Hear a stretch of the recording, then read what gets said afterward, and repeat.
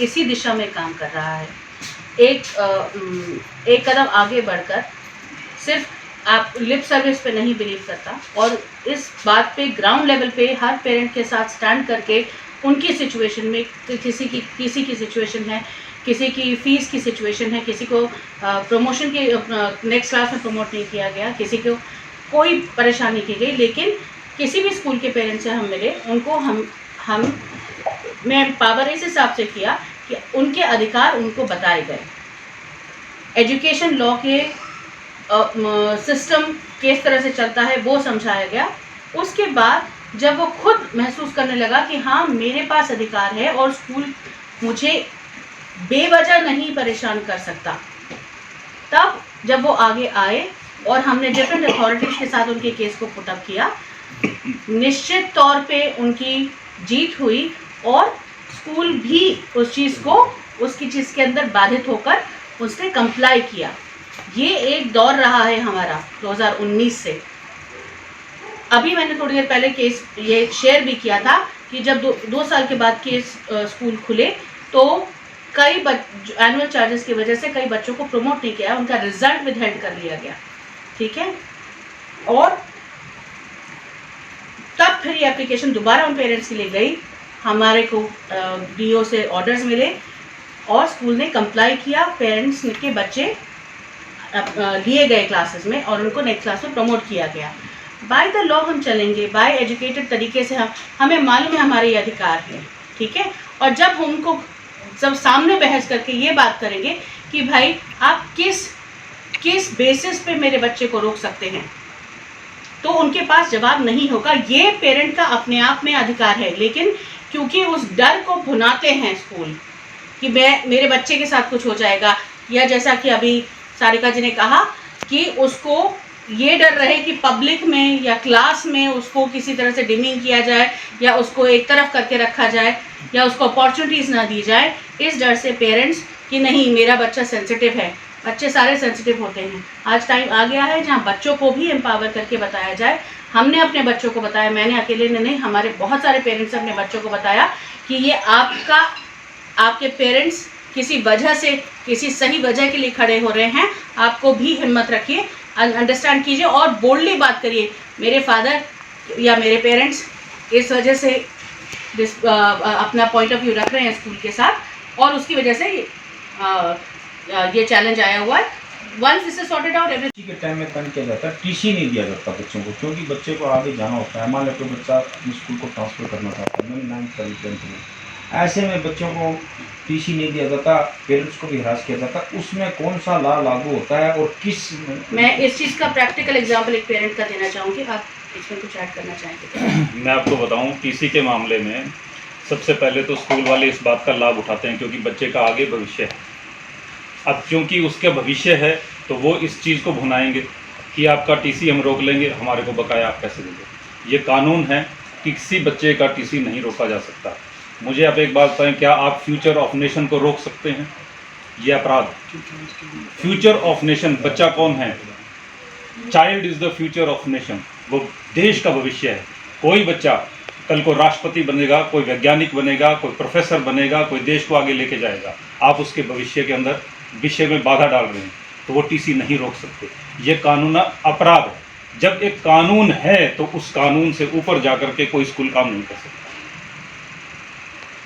और जब ये जानता है स्कूल कि ये अपराध है और जानबूझकर वो अपराध कर रहा है, लेकिन यहाँ समस्या ये आती है कि अभिभावक वो अवेयर नहीं है, वो इस कानून से, इस नियम से, इस उसके अधिकार से वो अवेयर नहीं है। बस इसी बात का वो स्कूल फ़ायदा उठाता है। सरकारों की, प्रशासन की, इनकी है साठ और तभी ये खेल चलता है। मगर जुडिशियल तो उसके साथ नहीं मिला हुआ। जुडिशियल भी मिला हुआ है। किस लॉ से हम जुडिशियल में जा सकते हैं? जुडिशियल में ऐसे जा सकते हैं कि जब एक कानून है कि उसका टीसी नहीं रोक सकता, हाँ, कि उसके अंदर राइट टू एजुकेशन में भी है और हरियाणा के उसके अंदर लॉ के अंदर भी है कि उसका टीसी रोक ही नहीं सकता, तो फिर वो कोर्ट तो उसको दिलवाएगा ही। नेक्स्ट क्वेश्चन बहुत सीधा है, आप बार बार डीओ कर रहे हैं। डी आपने कई बार मैंने कहा डीओ। आपको ये भी पता है जितने प्राइवेट स्कूल हैं सब सीबीएसई सिलेबस के अंडर में आते हैं और सीबीएसई को कंट्रोल करता है सेंट्रल गवर्नमेंट। जबकि डीओ होता है एक हरियाणा स्टेट का आदमी। हरियाणा स्टेट की डीओ सीबीएसई के ऊपर कैसे प्रेशर डाल सकती है? मैं बताता हूँ आपको। हरियाणा के जो स्कूल हैं, जो हरियाणा के स्कूल हैं, वो हरियाणा के कानून के हिसाब से ही उनका संचालन होगा। ठीक है जी। जो अधिकारी है वो भी हरियाणा का ही है, वो भी हरियाणा के कानून के हिसाब से ही है। ठीक है। जब हरियाणा वो सीबीएसई या हरियाणा बोर्ड जो भिवानी है, जब वो एफिलिएशन लेता है, वो सिर्फ एक एफिलिएशन बॉडी है, वो सिर्फ एग्जामिनेशन कराने के लिए की बॉडी है। लेकिन जो स्कूलों का संचालन होता है वो उस राज्य के कानून के हिसाब से चलेगा, वो स्टेट मैटर है। हमारी सेंट्रल गवर्नमेंट भी ये कहती है। हरियाणा का अलग एजुकेशन लॉ है, पंजाब का अलग है, हर स्टेट का अलग अलग है, कहीं कहीं पर सिर्फ राइट टू एजुकेशन ही चल रहा है। जब ये स्टेट मैटर है तो जितने भी उसके अंदर स्कूल संचालन होगा, स्कूलों का संचालन वो स्टेट के कानून के हिसाब से होगा। जो स्कूलों का संचालन है वो स्टेट के हिसाब से होगा, लेकिन एफिलिएशन वो किसी भी बोर्ड से ले सकता है।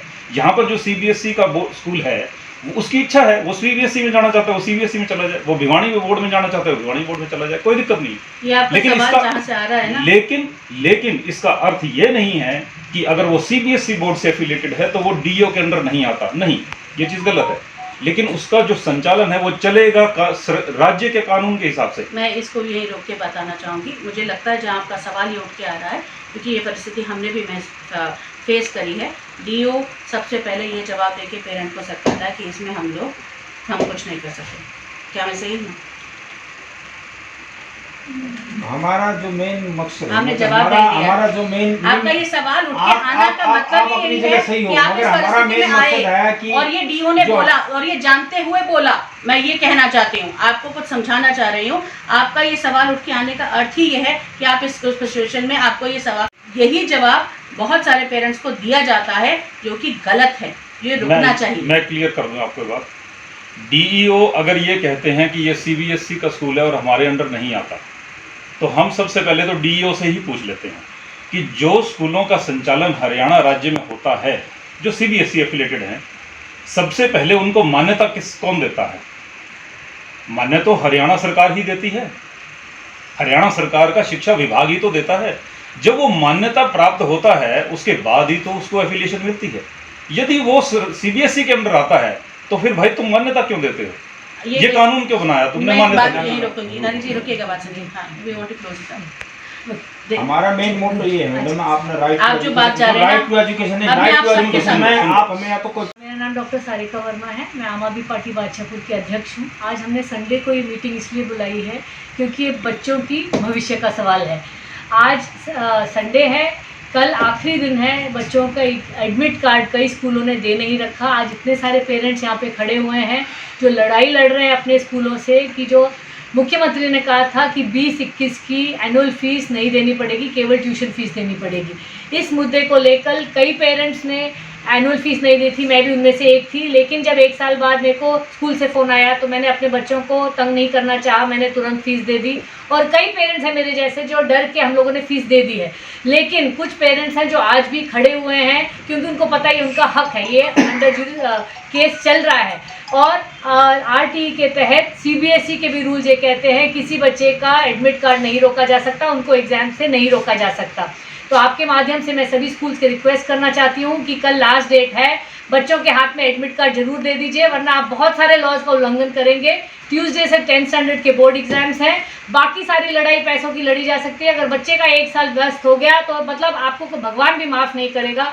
तो आप सबसे रिक्वेस्ट है, सबसे पहले तो कल सुबह सब बच्चों के एडमिट कार्ड जरूर उनके हाथ में हो। अगर किसी का भी नहीं होता है तो डीओ के पास जाए, डीसी साहब के पास जाए, या हमारे अनामिका जी हैं parents for right to education, parents from right to education से, जो आपकी हेल्प करेंगी। और कल अभी फ्राइडे को भी हमने कई बच्चों का ये सुबह से शाम लगी रही, डीओ से रात को 9:40 पे ऑर्डर आ गया कि ऐसा कोई रूल नहीं है जहाँ पे पेरेंट वो बच्चे का एडमिट कार्ड रोक सके। दूसरी मैं आपको ये कहना चाहती हूँ कि जो हरियाणा के स्कूल्स हैं हर साल 10% फीस बढ़ा रहे हैं। और अब कई पेरेंट्स ने मुझे बताया कि पहले एनुअल चार्जेस और ट्यूशन चार्जेस अलग होते थे, अब उन्होंने इसको हेर फेर करने के लिए कंपोजिट चार्जेस कर दिया, तो सारा मिला दिया है ताकि ये सिस्टम ही ख़त्म हो जाए। तो ये पेरेंट्स के साथ बहुत नाइंसाफ़ी है और आगे चल के ये हम सबको बहुत तंग करेगा।